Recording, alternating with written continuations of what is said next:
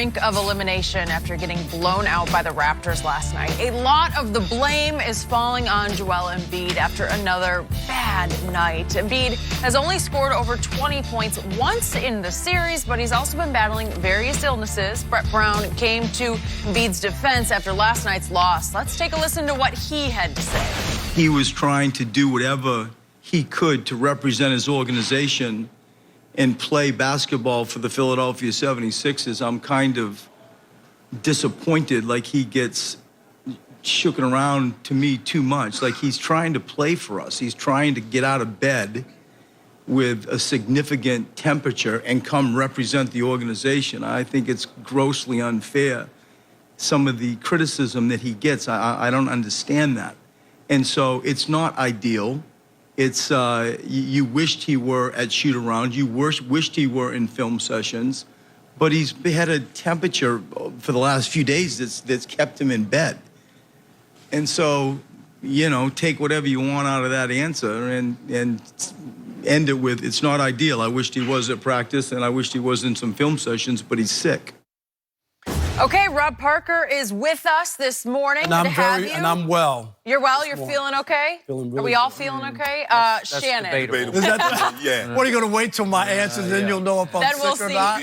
I want to start with you on this, Shannon. Do you agree with Brett Brown? No, hell no. What Joel EmBiid, he's trying to say Joel EmBiid is representing the Sixers in the arena. Skip. Is he representing the Sixers in his diet? Is he representing the Sixers in his training? Is he representing the Sixers away? Because once you get to the arena, the work is supposed to be done away from the arena. And then all your hard work that you've done, that you put in, is supposed to be displayed in the arena. Skip, I remember, you remember now, he missed his first 2 years. Knee, back, for whatever reasons. Played 31 games in year 3. Now, in his second year, if I'm not mistaken, he had knee surgery. But he's on stage dancing with Meek Mill. I love Meek Mill. But how is that representing the Sixers organization? How is that in the best interest? See, I don't think he has the best diet, Skip, because it's a big thing. Man, I just got 33 and 16, and I had 2 cheeseburgers and fries. That sounds well and good. But a guy that's dealing with knee injuries, that's dealing with back injuries, that's dealing with foot injuries, you need to have a proper diet. A part of this, Skip, is also doing the things that prevent injuries and prevent you from getting sick. Now, I understand there's going to be situations, but I do not believe that Joel EmBiid does everything he possibly can away from the arena that gives him the best opportunity for success in the arena. Skip, we know he can be dominant. We've seen stretches of it. We've seen more than stretches. We've seen a year of it. But go ahead. But we haven't seen enough of it. Yeah. Missed his first 2 years, Yeah. 31 games, 63 games, 64 games. They play 82. Why is he averaging 30 games a season over his first 5 years? I need to see more. Brett, I get it. But you know what I noticed, Skip? No one says, man, y'all giving him too much praise. I just don't get it. When we was heaping praise on him with that 33 and 10, Brett Brown didn't come up on the podium and say y'all give him too much credit. Or say, Mark Jackson, what are you talking about? Yeah. That he should eventually be considered one of the best. I just don't get it. Yeah. He's trying to represent his organization. Yep. But the criticism comes, that's what happens when you're a superstar. Yep. To whom much is given, much is required. So the better you are, you're going to get more credit. But when you play bad, you're going to catch this criticism. So I disagree wholeheartedly with what Brett Brown is saying. I agree with you, Shannon, and here's the problem. When people are sick, right, we're not going to sit here and play the role of doctor or know what kind of threshold people have. Everybody's different. You're right. No matter what. So we can't sit here and say that. But if you're sick, you shouldn't play. I mean, because that's what's going to come out. And people say, oh, well, but he gave it for the team. I get it, Shannon. Sometimes you go out there and say, let me go out there and try to see if I can go. Skip, in the Jordan flu game, he didn't miss his first 10 shots with the flu. He was knocking them down.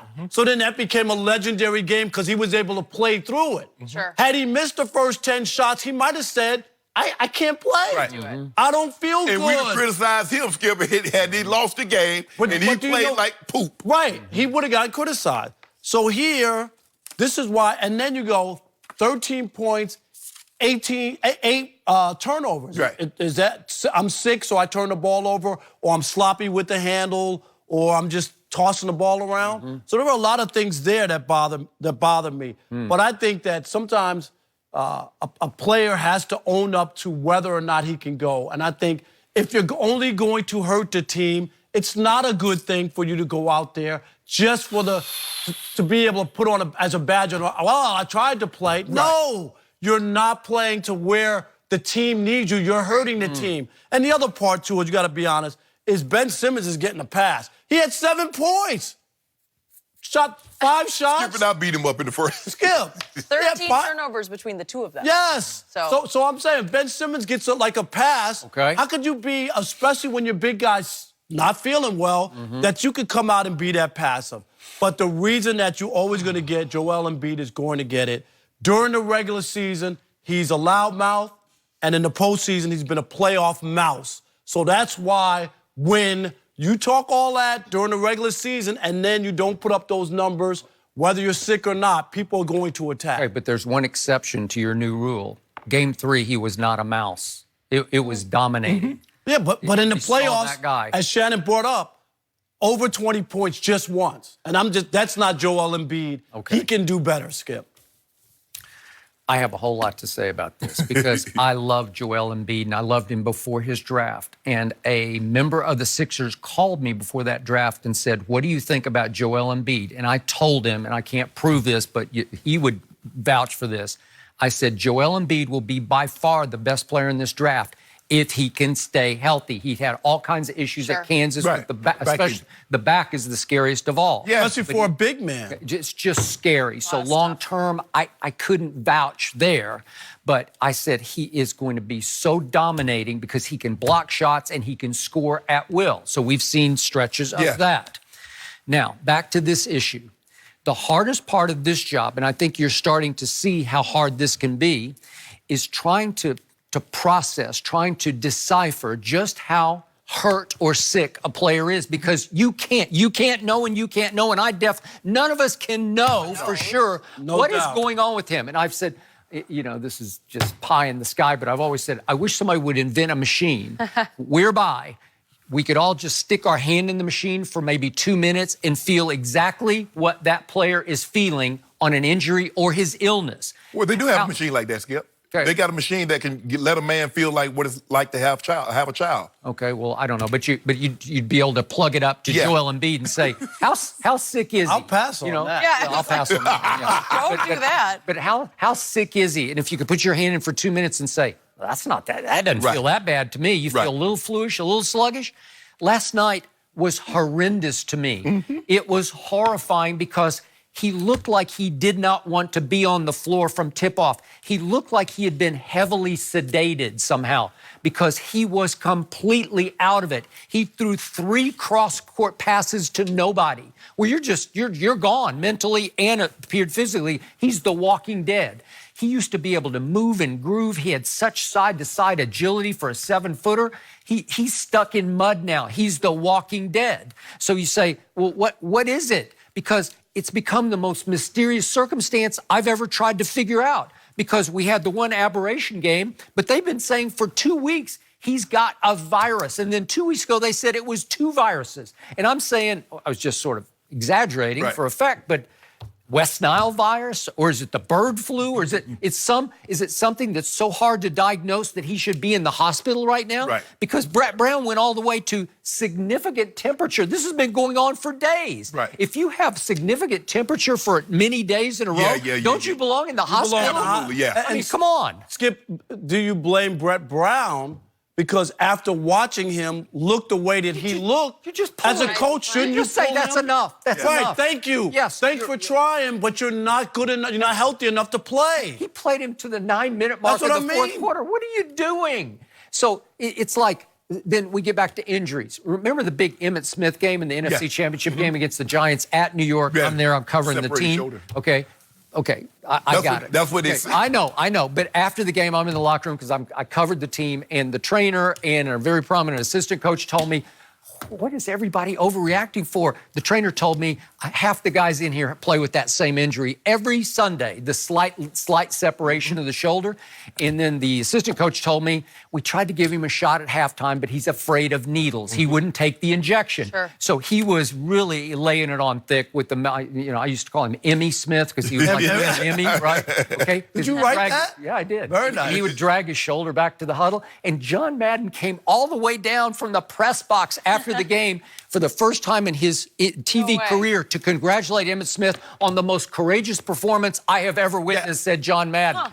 Okay, was it that? Was it really? I don't know, because in the locker room, they're all just rolling their eyes like, we all do that. Come on. Well, the thing is, like, the greater you are, the more your teammates expect of you. Okay, I got it. They expect you to be great, right. even when you're sick.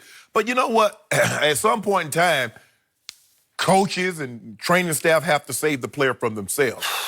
Okay. I agree with you, Because my thing is, okay, in game 2 when he had 12 points, was he sick then? Then he bounces back. He was. Yeah, and then he bounced back, skip with 33 and 10. Okay. And Mark Jackson says, if he's not in the discussion for Pantheon greats, the Russells, the Chamberlains, the Jabbars, the Shaquille O'Neals, the Elijah ones, whoa. It's a crime. And then last night was a crime, right? But see, I would feel more comfortable if it was just bad all the way without that big game, and then you could say to yourself, I agree. Right? You could say, I agree. He's obviously sick. You know what I mean? Or something's not right because he's... So he had the flu in game 2. It missed game 3. And it bounced back in 4 and 5. So you can't, like what happened in between those games? If you were healthy enough to put up 33, I got a problem with it. I don't know. I don't even know what to think about it because it makes no sense to me. Game 6 tomorrow. You believe Joel EmBiid put the kind of time into his diet, his nutrition, his body, like a LeBron James? He's never had to. Yeah. And I don't think LeBron did at this age because he hadn't figured it out yet. His 5th year in the league? Oh, yeah. But you got to realize, Skip, when this age, LeBron was 7 years deep. So, old Bron been doing this thing for a minute. Can we agree that if he doesn't make a change to the diet, if we don't see a significant change next year, though? He's not like fat. I mean, he doesn't look like